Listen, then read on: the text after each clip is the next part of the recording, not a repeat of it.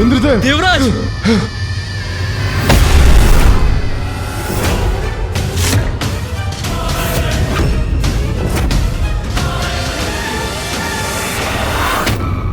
इंद्रदेव, इनकी तुच्छता से तो हम भी क्रोधित हैं, किंतु अभी आपने कहा था मां आदि शक्ति इनकी संरक्षक हैं। इन पर विजय प्राप्त करना तो असंभव है, इसीलिए अभी हमारा इनसे युद्ध करना भी व्यर्थ है। आप उचित कह रहे हैं अग्निदेव, हमें कोई अन्य युक्ति ही सोचनी होगी। माता की इच्छा के समक्ष लाचार हो गए हैं। इस समय यहां से प्रस्थान करना ही उचित होगा।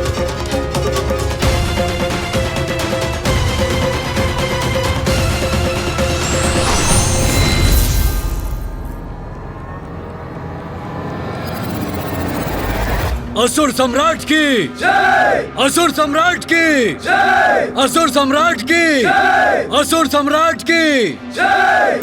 हमारी रक्षा करने के लिए कोटि कोटि प्रणाम माता।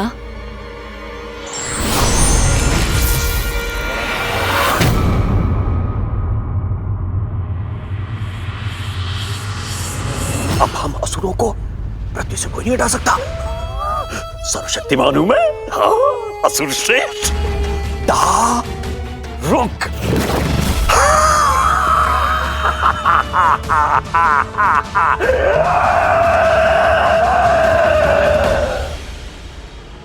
आप उन ऋषियों की रक्षा करने में असमर्थ रहे देवराज।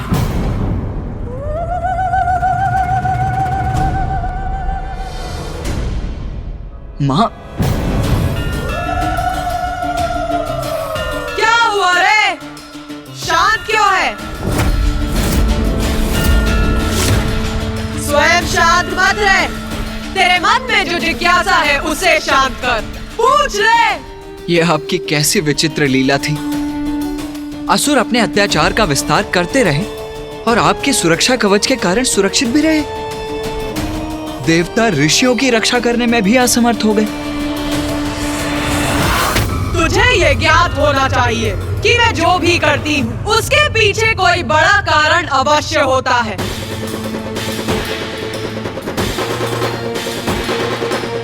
इंद्र, जिज्ञासा शांत करो इनकी। आगे का घटनाक्रम भी बताओ इन्हें। माता के कवच को हम कैसे भेज सकते थे, इसलिए हम निराश और विवश होकर दारुक के वन से चले आए। किंतु जब हम आपस में विचार विमर्श कर इस समस्या का समाधान ढूंढने और हमारी रणनीति की रचना करने के लिए स्वर्गलोक की ओर बढ़ रहे थे, तभी हमें कुछ दिखाई दिया।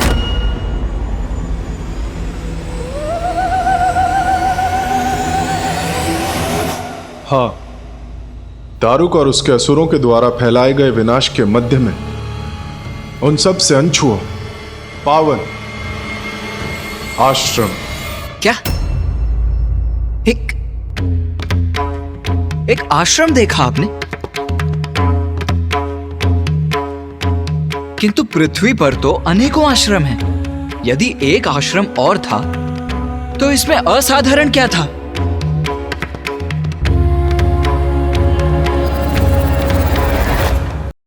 बात है असाधारण, अद्भुत बात है भैया। इतनी साधारण घटना में गणेश को क्या असाधारण दिखाई दे रहा है? दारुक ने पृथ्वी को आतंकित कर दिया था। चहुं दिशाओं में विनाश ही विनाश किया था उसने। उसके असुर सैनिकों ने सभी ऋषि मुनियों को बंदी बना लिया था। उनके आश्रम भी नष्ट कर दिए थे। ऐसी अवस्था में यदि देवताओं को इस विनाश से अनछुआ आश्रम दिखाई दिया तो ये तो वास्तव में बहुत ही अद्भुत घटना है भैया। हाँ, ये तो गणेश उचित कह रहा है। इतने विनाश में वो आश्रम कैसे सुरक्षित रहा?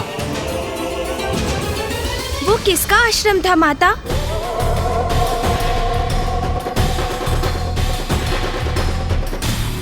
ऋषि और्फ का आश्रम था वो। और वो ऋषि?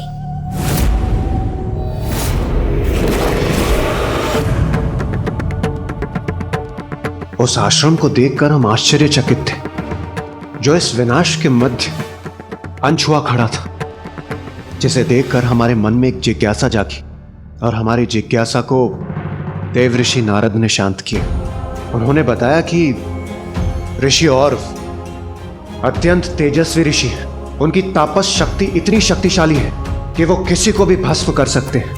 ये जानकर तारुका के असुरों ने उनके आश्रम में प्रवेश करने का दुस्साहस नहीं किया। देवऋषि नारद का कथन सुनकर हमें विश्वास हो गया कि इस निराशा के अंधकार में ऋषि और भी हमारी आशा की किरण है, और हमने उनसे हमारी सहायता करने की गुहार लगाने की ठान ली। किंतु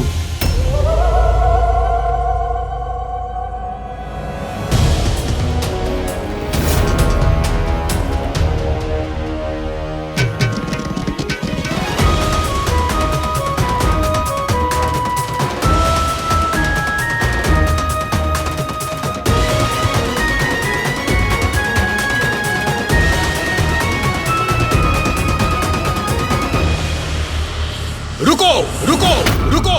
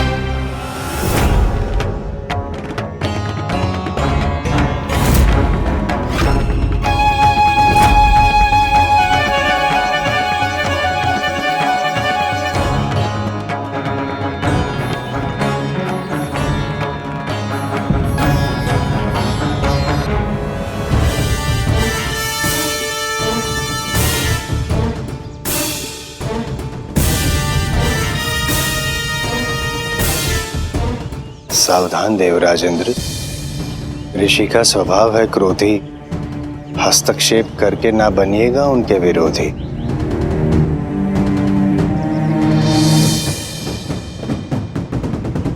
प्रणाम ऋषिवर। प्रणाम ऋषिवर। प्रणाम ऋषिवर। देवर्षि नारद, अब कौन सी अग्नि प्रज्वलित करने आए हैं यहाँ? अग्नि? कैसी कर रहे हैं आप कथनी?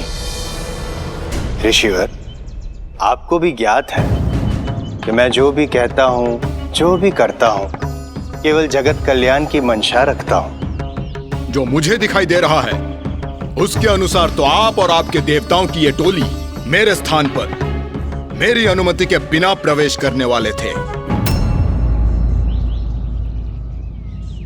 इसमें भला कौन सा जगत कल्याण छिपा है? इस प्रश्न का उत्तर यदि देवराज इंद्र दे तो उचित रहेगा। क्षमा कीजिए ऋषिवर, संकट भारी है। हम सभी देवता आपके समक्ष सहायता की गुहार लगाने आए। आपको तो अवश्य ज्ञात होगा पूरी पृथ्वी पर कैसा उत्पात मचा है। एक दारुक नामक असुर ने समस्त पृथ्वी पर अपना अधिकार स्थापित कर लिया है, और इसलिए मैं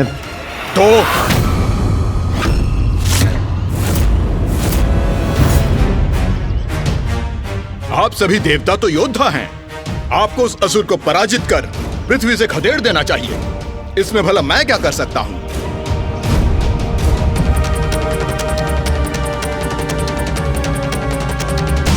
हमने युद्ध किया दारुक से, किंतु उसे पराजित नहीं कर सके। अनेकों ऋषियों को बंदी बना रखा है उसने। निर्बल और निर्दोष लोगों को वो अपना दास बना रहा है।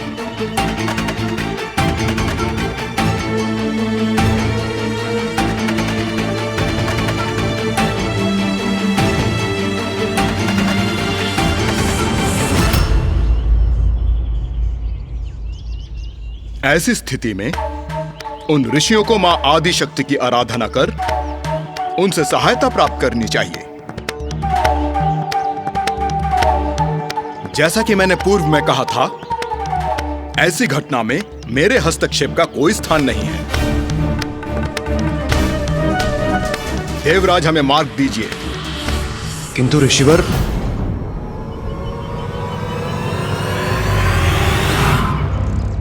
क्षमा ऋषिवर।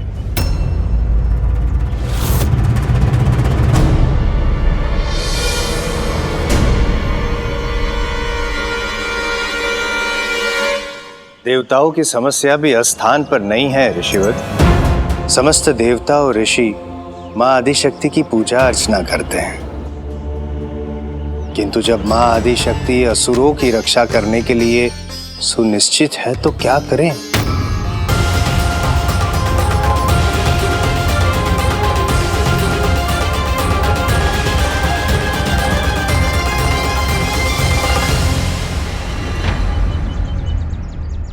असुर समस्त ऋषियों को प्रताड़ित कर रहे हैं। ऐसे में देवता और ऋषि किसके पास जाके रक्षा की गुहार लगाए हैं ऋषिवर? मां आदिशक्ति असुरों की रक्षक बनी हुई है, परंतु यह कैसे संभव है?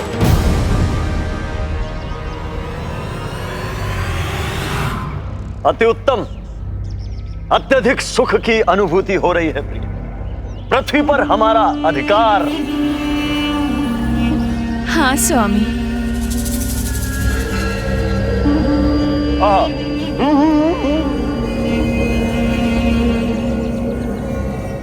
अति उत्तम है ये मांसाहारी आहार इस पृथ्वी का। वाह।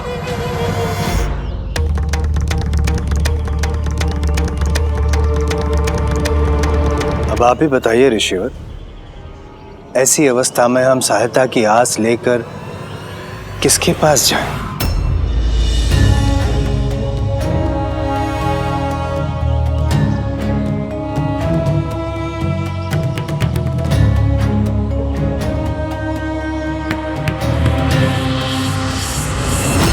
कदाचित ऋषिवर इस समस्या का समाधान करने के लिए समर्थ नहीं है। कदाचित वे स्वयं ही विवश है। इसी कारण हमें इस समस्या में ऋषिवर को सम्मिलित नहीं करना चाहिए। जैसी हमारी नियति, हम कोई और उपाय ढूंढ लेंगे। आइए।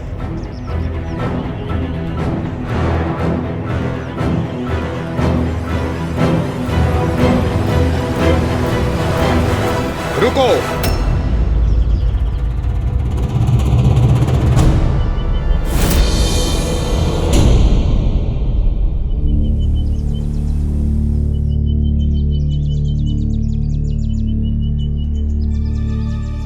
आ गया ऋषिवर। मां आदिशक्ति मेरी और आप सभी की माता हैं। सत्यवचन। यदि उन्होंने असुरों की रक्षा करने का चुनाव किया है तो कदाचित उन्हीं के दिए हुए किसी वरदान हेतु वो विवश हैं, या ये उनकी लीला है जिसे हम समझने में असक्षम हैं। किंतु मैं माता के सर्वोच्च भक्तों में से एक हूं और निर्दोषों का रक्षण करना मेरा धर्म है। यदि माता असुरों को संरक्षण देना चाहती हैं तो यह उनकी इच्छा है, किंतु ऋषियों की रक्षा करना मेरा धर्म है। मैं करूंगा उन ऋषियों की रक्षा। मैं करूंगा उन ऋषियों की रक्षा। मैं करूंगा उन ऋषियों की रक्षा।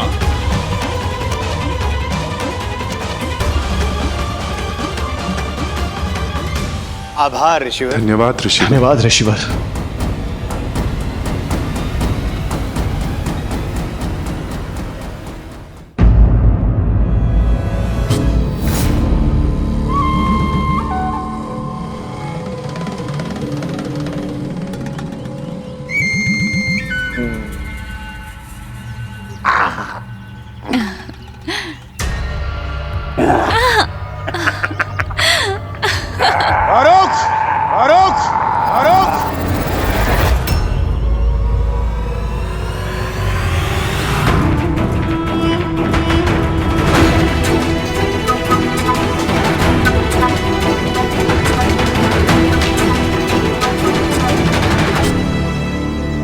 क्यों लौट कर आए हम?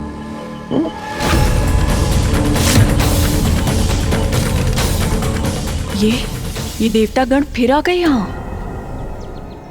अब तुम्हारे आतंक से मुक्त होने का समय आ गया है दारुक।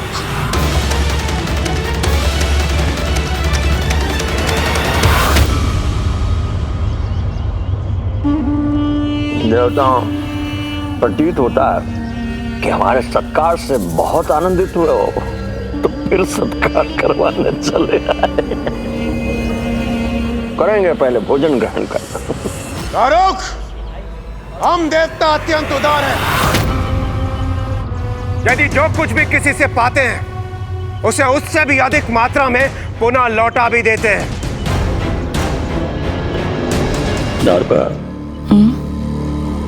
ऐसा क्या कारण है इनका साहस इतना बढ़ गया है?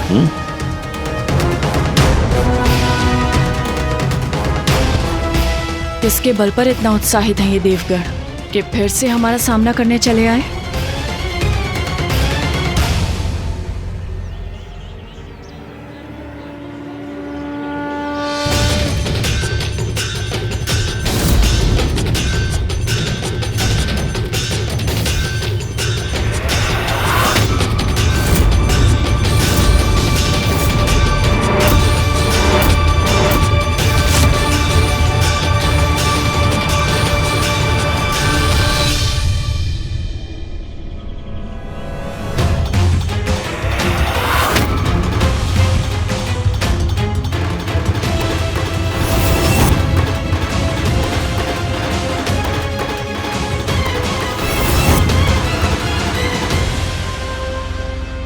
दुष्ट असुर, तुमने निर्दोष ऋषियों को त्रस्त करने का दुस्साहस कैसे किया?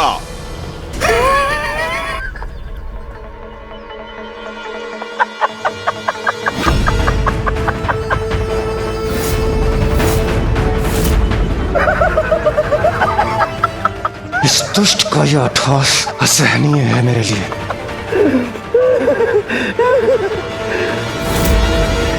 मान गए देवराज इंद्र, मान गए। तुम्हारी बुद्धि और शक्ति। अरे तेजस्वी सूर्य देव, प्रचंड ताप से संपन्न अग्निदेव, द्रुत गति से संपन्न वायुदेव, अति शक्तिशाली वरुण देव, जब ये मुझे पराजित नहीं कर पाए तो तुम किसे किसे किसे किसे पगला?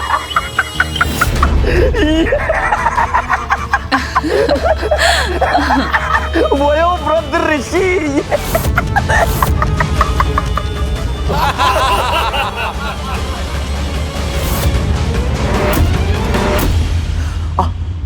अच्छा अच्छा अच्छा अच्छा अच्छा, हाँ देवराज इंद्र, इस ऋषि को तुम मेरे समक्ष उपहार स्वरूप लाए हो क्षमा याचना के लिए, ताकि मैं तुम्हारी उद्दंडता को क्षमा कर सकूं। तुम बड़े चतुर हो देवराज इंद्र। तुम जानते हो कि मुझे इन ऋषियों का कोमल मांस कितना कितना प्रिय लगता है। मैं इस उपहार के लिए तुम्हारी उद्दंडता को क्षमा करता हूं।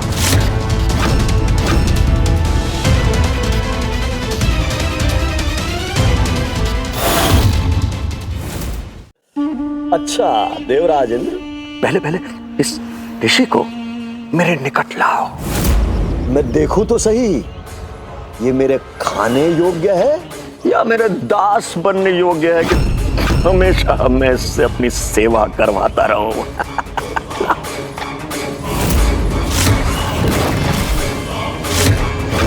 सावधान, कदाचित ये हम पर आक्रमण करने जा रहे हैं। देवगण,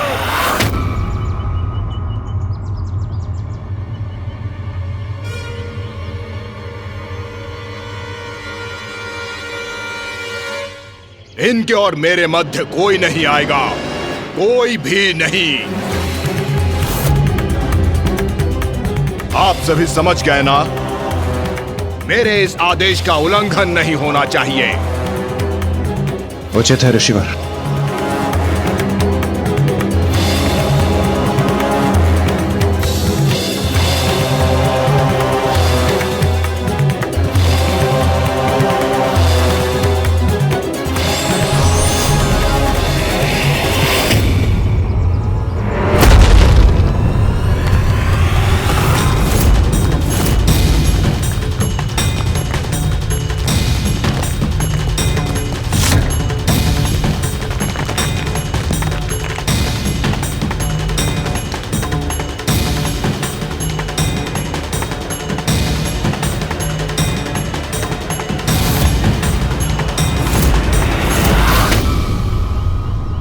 ये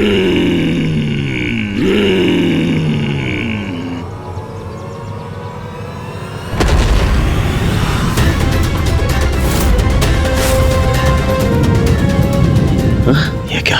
इस ऋषि ने मेरे सैनिकों को भस्म कर दिया। इन दुष्टों के विनाश का आरंभ है ये।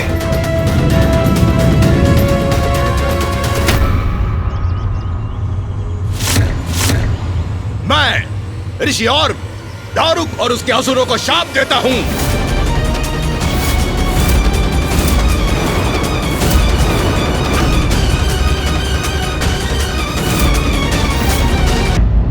मेरे समक्ष आकर इतना दुस्साहस करने वाले कौन हो तुम ऋषि?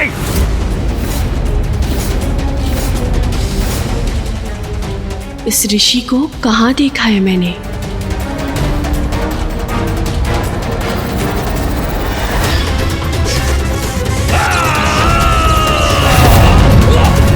ऋषि और जिन्हें हमारे असुर सैनिक बंदी नहीं बना पाए, और जब भी हमारे सैनिक इनके आश्रम पहुंचे तो इन्होंने उन्हें भस्म कर दिया। तो ये है वो प्रसिद्ध ऋषि जिसे हमारे असुर बंदी नहीं बना पाए, क्योंकि अपनी शक्ति से ये उन्हें बार बार भस्म कर रहा था। इसे अपनी कुटिल नीति से बरगलाना होगा। ऋषि और मैंने तुम्हें कोई हानि नहीं पहुंचाई, उत्तेजित नहीं किया, फिर तुम क्यों मेरे कार्य में हस्तक्षेप करने चले आए इन मूर्खों के साथ? निर्दोषों को कष्ट पहुंचाकर तुमने उत्तेजित किया है मुझे। इतना दुस्साहस कैसे किया तुमने? अपना स्वर ऊंचा करने की दुष्टता मत करो ऋषिवर, इसी में तुम्हारी सुरक्षा है। तुम कितना भी प्रयास कर लो पर हमें कोई क्षति नहीं पहुंचा पाओगे। माँ आदि शक्ति का वरदान है हमें। माँ आदि शक्ति के वरदान से प्रबलता प्राप्त की है तुमने, तो मेरा शाप तुम्हें निर्बल बना देगा।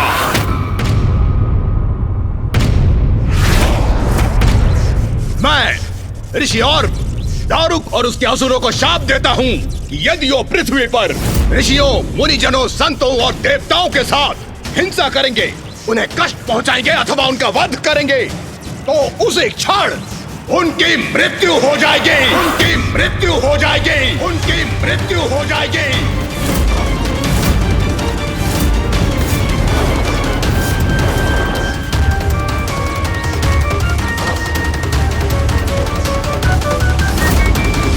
नहीं, तुम ये नहीं कर सकते। वो माँ आदि शक्ति है और उनके वरदान की शक्ति तुम नष्ट नहीं कर सकते। वो तुम्हारे भी आराध्य है। और मैं हूँ माँ का परम भक्त, परम भक्त, परम भक्त। माता, आपने उन असुरों को वरदान दिया और आपके वरदान के विपरीत ऋषि औरव ने उन्हें श्राप दे दिया। मेरे ही भक्त ने मेरे ही वरदान को एक स्थिति में बांध दिया। ये थी एक भक्त और भगवान की लीला। और उसमें विजय किसकी हुई माता? निर्दोष पीड़ितों की रक्षा करने वाले भक्त की अथवा आसुरी भक्तों को संरक्षण प्रदान करने वाले भगवान की?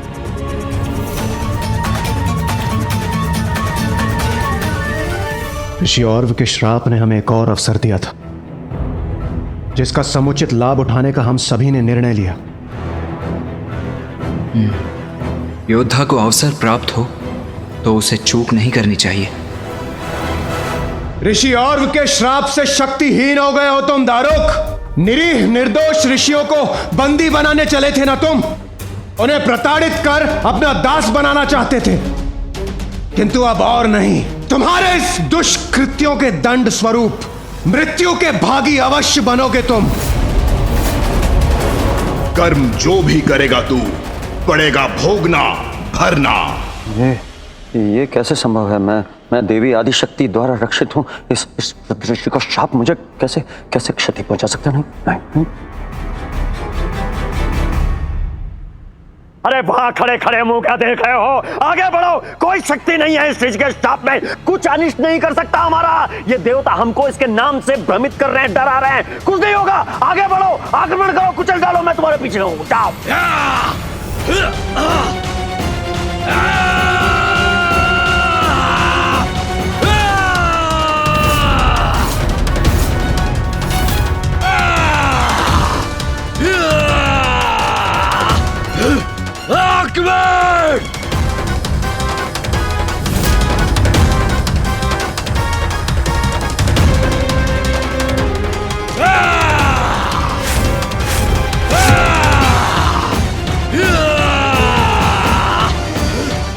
मेरी रक्षा अवश्य होगी। ऋषि और का तपोबल मेरी रक्षा करेगा। इंद्रदेव, मैं तुम्हें धूल दूसरित करूंगा।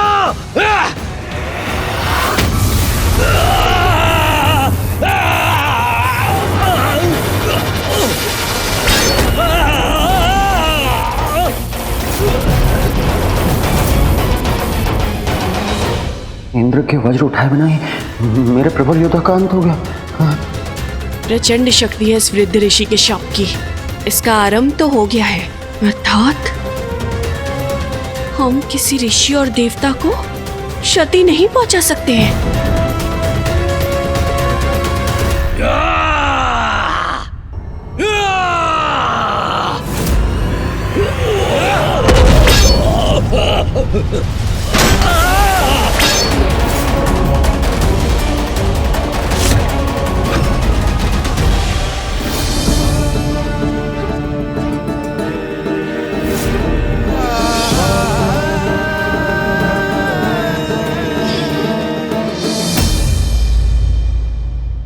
दारुक!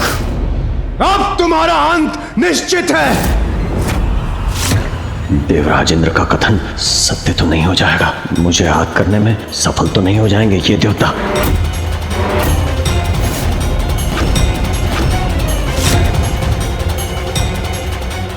देवगण, मैं इस दुष्ट दारुक से निपटता हूं।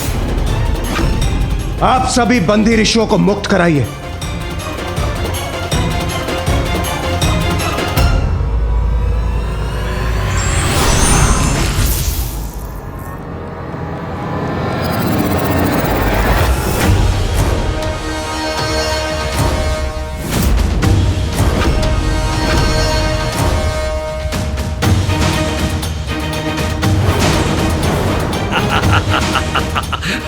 असुरों, हट जाओ हमारे मार्ग से।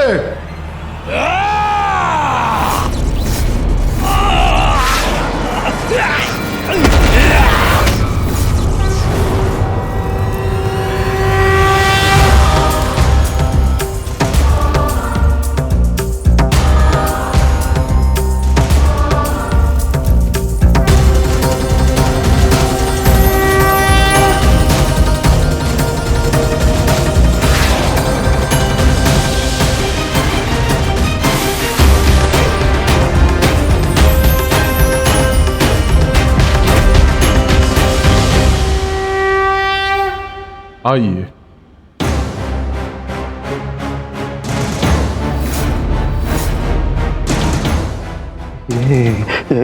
इंद्र तो मेरी ओर बढ़ रहा। माँ, ये कैसी दुविधाजनक परिस्थिति है। हम युद्ध करें तो ऋषि और के शाप से हमारा अंत होगा, और युद्ध न करें तो ये देवता हमारा अंत कर देंगे। अब क्या करें हम? माँ, आपने वचन दिया था कि आप मेरे और आप मेरे असुर समुदाय की रक्षा करेंगी। अपना वचन निभाइए माता, अपना वचन निभाइए।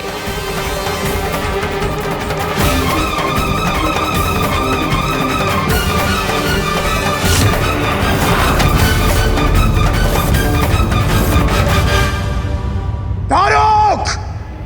तुम्हें तुम्हारे अपराधों का दंड अवश्य मिलेगा। अंत होगा तुम्हारा।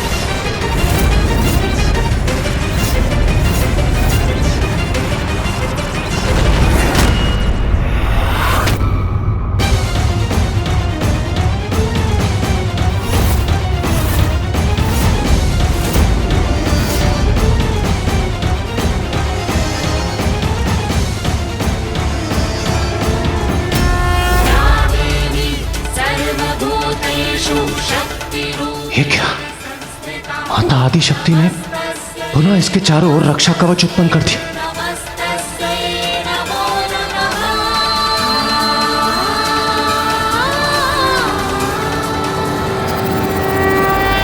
मुझे क्षमा कीजिए माता, आपके वरदान के विपरीत जाकर मैंने इन असुरों को शाप दिया।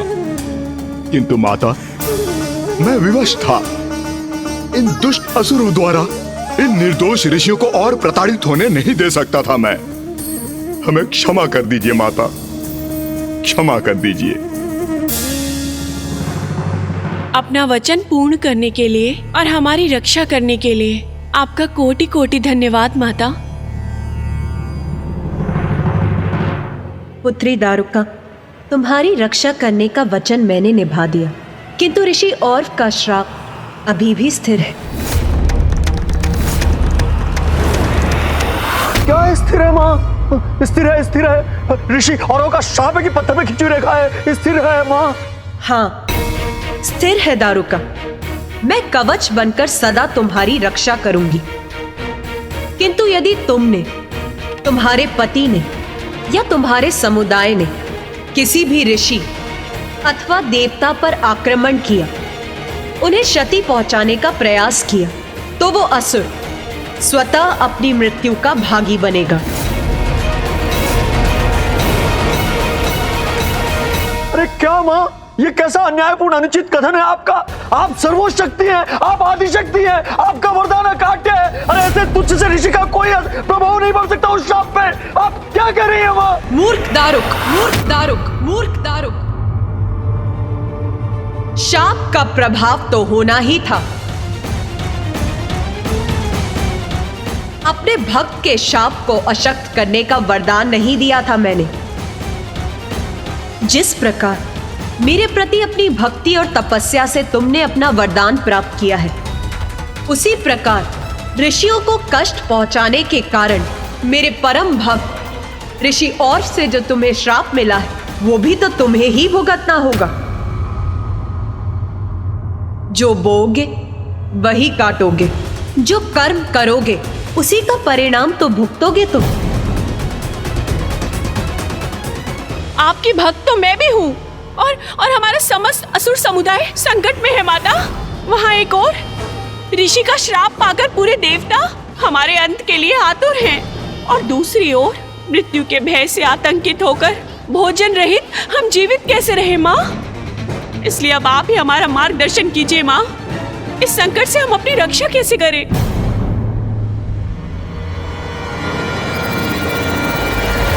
पुत्री दारुका, तुमने वरदान स्वरूप मुझसे एक वन मांगा था, जो मैंने तुम्हें प्रदान किया। वो वन समस्त साधनों से संपन्न है, उसका उपयोग करो, उससे भोजन प्राप्त करो। क्या वन का उपयोग करो माँ? अरे हम असुर हैं, मांसाहारी हैं, हम घास फूस खाएंगे, हम मांस खाने तो यहाँ आए थे माँ। आप अपनी परम भक्त को ये क्या सुझाव दे रही है माँ?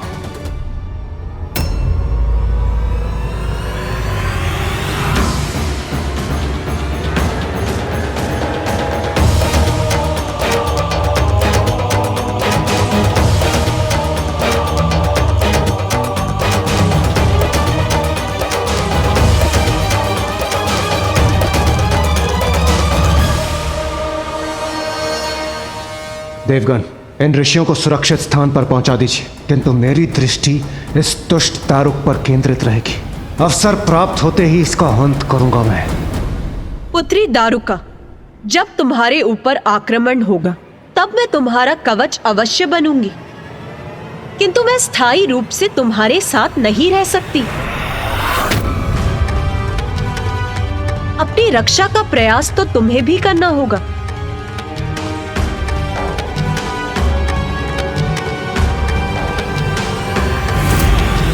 वो देवराज इंद्र आक्रमण करने की ताक में है। यदि उसने स्वामी पर वार किया तो वो भी उसका उत्तर देने के लिए उस पर प्रहार अवश्य करेंगे, और तब ऋषि ऑर्फ के श्राप के प्रभाव से स्वामी का अंत हो जाएगा। अब मैं क्या करूं? माता के प्रस्थान करते ही मैं अपना वार करूंगा दारुक।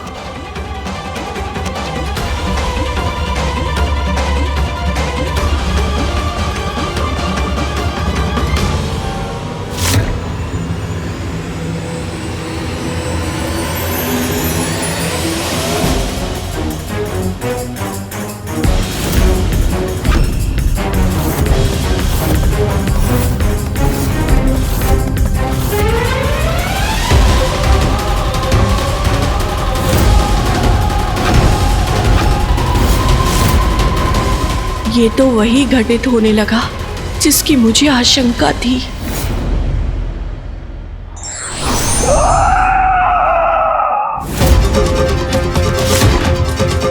स्वामी ने अपने हाथ में खड़क उठा लिया।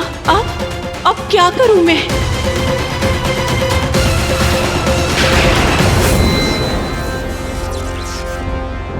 पुत्री दारुका, तुमने वरदान स्वरूप मुझसे एक वन मांगा था। जो मैंने तुम्हें प्रदान किया वो वन समस्त साधनों से संपन्न है, उसका उपयोग करो। अब जहां तुम और तुम्हारा समस्त समुदाय जाएगा, ये वन तुम्हारे साथ जाएगा। समझ गई। अब यही एकमात्र उपाय शेष है। रुकिए स्वामी।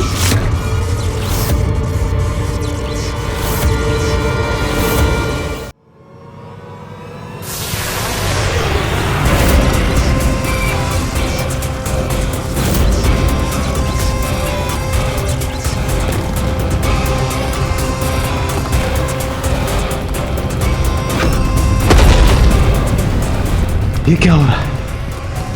ये वन इस भूखंड से विलुप्त कैसे हो गए?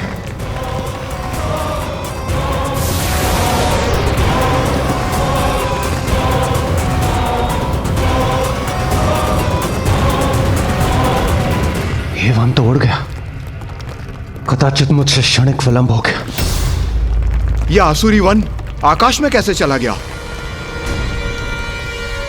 इति समाप्ति। देवराज इंद्र, हम असुरों का विधान है, हम पराजय से भी बहुत कुछ सीखते हैं और अवसर पाते ही पराजय को जय में परिवर्तित कर देते हैं। यह प्रसंग यहीं समाप्त हुआ है इंद्र, मगर हमारे लिए नहीं, तुम्हारे लिए। हमारे लिए तो आरंभ है। तो इसी बात पर प्रतीक्षा करो।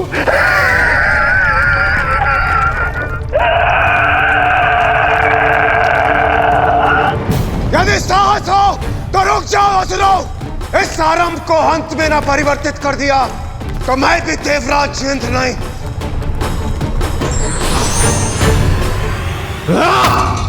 अकस्मात ये वन कहां लुप्त हो गया?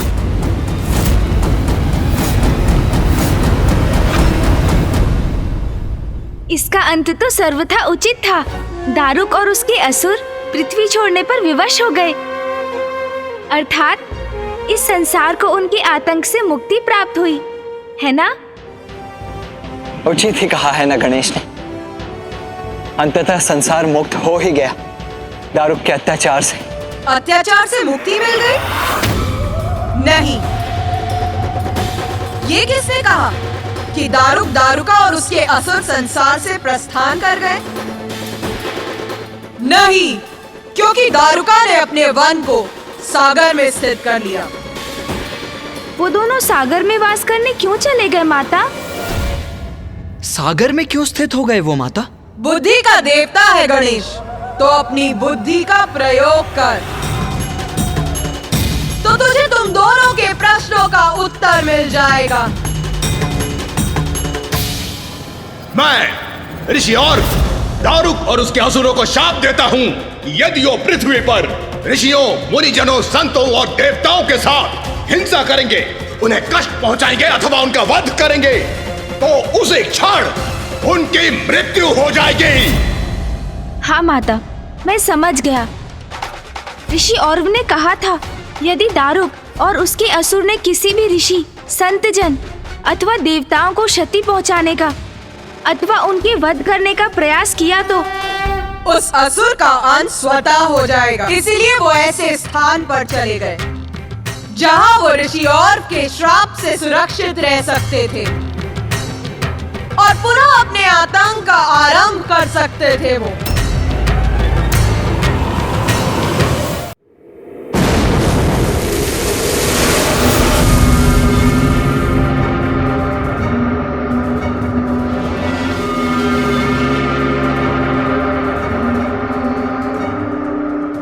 दारुका, ये कहां ले आई हो? चारों तरफ जल ही जल है।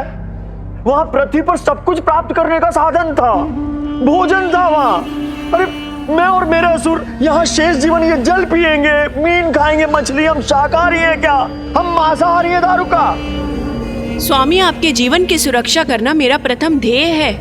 वहाँ पृथ्वी पर तो इन ऋषियों ने हमें स्थिर कर दिया था, ना तो हम उनका वध कर पाए थे और ना ही उन्हें अपना आहार बना पाए थे। अरे हमें ज्ञात है दारुका कि हम ऋषियों को आहत करते तो स्वयं आहत हो जाते, पर यहाँ क्या करेंगे? भोजन कहाँ है?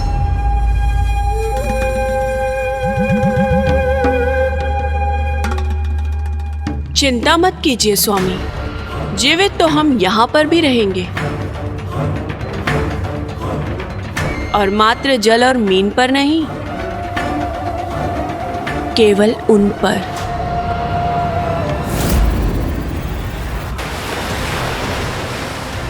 ऋषि और के श्राप के कारण हम कदाचित देवताओं और अन्य ऋषि मुनियों को स्पर्श भी न कर सके, किंतु ये तो साधारण मनुष्य ही हैं। बहुत आनंद आएगा इन मनुष्यों को अपना आहार बनाने में। वरुण देव, दारुका अपना वन सागर में ले गई, जो आपका स्थान है।